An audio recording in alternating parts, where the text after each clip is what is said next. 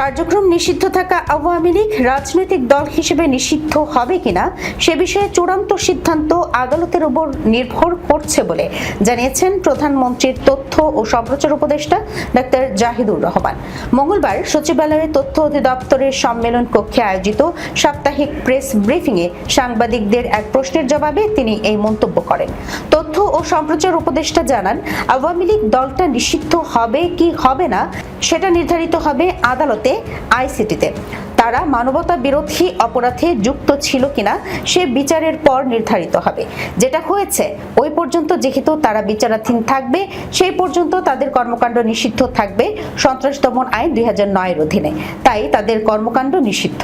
এই দলটা এখন যে কোনো কর্মসূচি নিয়ে যদি মাঠে নামতে চায় তাহলে তারা একটা আইন ভঙ্গকারী কাজ করছে, তাই সরকার সেখানে ব্যবস্থা নেবে, এটাই স্বাভাবিক।